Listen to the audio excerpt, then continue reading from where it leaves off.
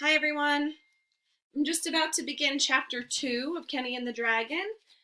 We had just left off where Kenny's dad said that he saw a dragon. So, dishes and homework. Not in a million years, Kenny's mom said. She then blew on her spoonful of soup and sipped it up. But Mom, it's a dragon!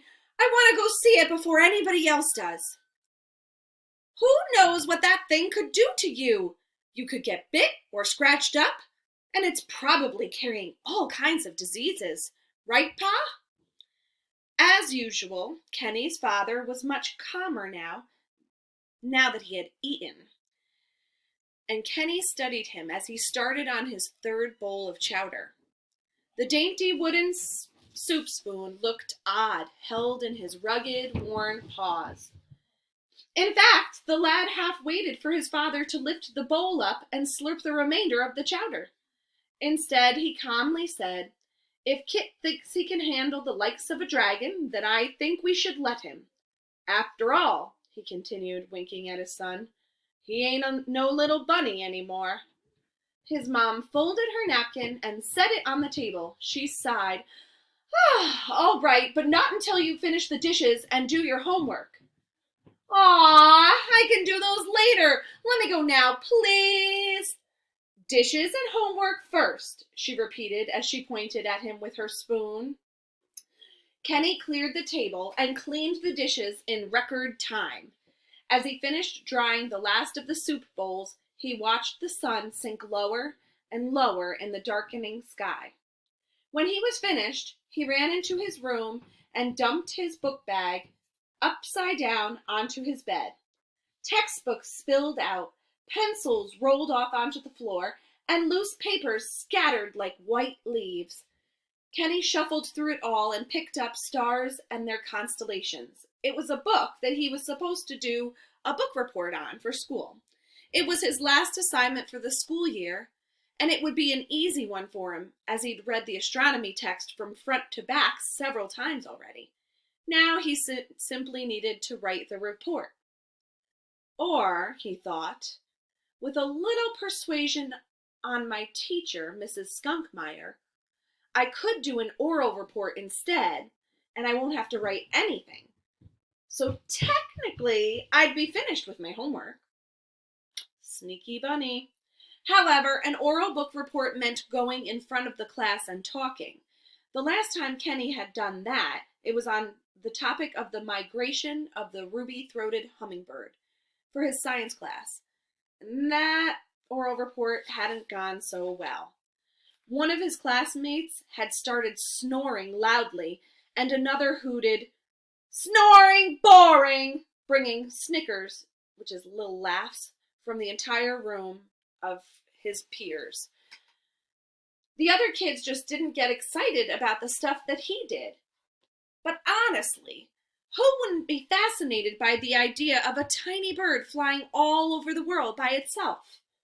If a little hummingbird could do that, well then, he paused in his thoughts. For there on the bookshelf, next to his copy of Amazing Hummingbird Stories, was an old bestiary he had borrowed from his friend George. Now, a bestiary is a big book about beasts, people that may be real, may not be real, but the book is filled with information about, all kinds of old animals that they believed existed. He grabbed the leather-bound tome and opened it up. It smelled musty and old, and in one whiff, Kenny was back in George's dim bookshop, in a beat-up armchair, surrounded by stacks of books. Even though the shop appeared messy, it was quite organized. Yet only George knew where everything was, as he hardly ever left his little literary sanctuary. When Kenny would visit, the retiree would always recount a story about his past adventures, usually over a game of chess, and he had plenty of new and interesting books to show. So when they said his friend was a retiree, that means he was retired from his job. He didn't work anymore, but he had this bookstore and bookshop, and he had lots of adventures and stories to tell. That's his friend George. Okay. Many times he would let Kenny borrow books from the store as long as he took good care of them and returned them in their brand new condition once he was finished. Sometimes he just let Kenny keep them as a gift. Kenny flipped through the yellowed pages of the bestiary. Must be an old book.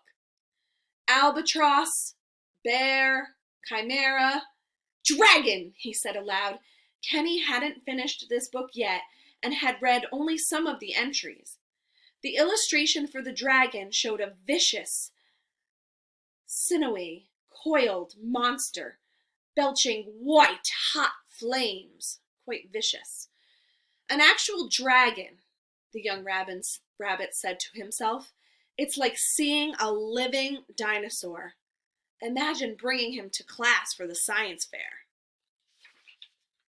He turned the page and there were more pictures. One was of an armored knight fighting a dragon.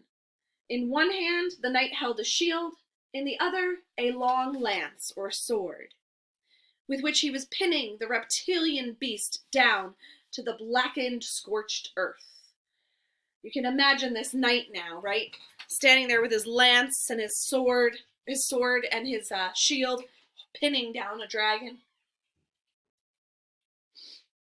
Fallen knights around him littered the ground.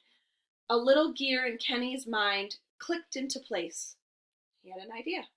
Maybe I can do my report on this bestiary instead and add my own field observations, he said, slamming the book shut and shoving it into his worn leather book bag.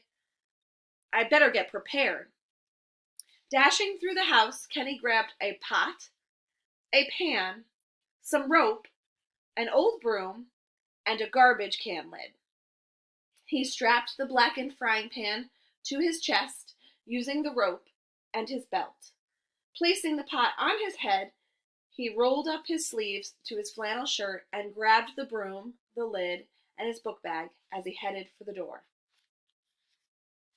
So here he is, trying to be a knight himself. His shield, pot to protect his head. His mother and father were sitting in their rockers on the front porch. His dad was smoking his after-dinner pipe, while his mom was stitching a patch onto the knee of Kenny's trousers. Without looking up, she said, "I'm glad those are play clothes you're in. Homework finished?" "Yes, Mom," Kenny replied, taking a lantern and hooking it to the handlebar on his bike. "Be careful, Kenneth. I hope you know what you're doing." His father sucked on his pipe and rocked slowly in his chair, watching the sun set. "Tell that varmint not to eat any of my sheep." Kenny turned to his dad as he climbed onto his bicycle. "I'll be fine, Pop. This is most likely an old world worm. They're cold-blooded, so they're very slow once the sun goes down. I can outrun him any old day, should it come to that. Either way, I aim to find out just who he is, where he came from, and what his intentions are."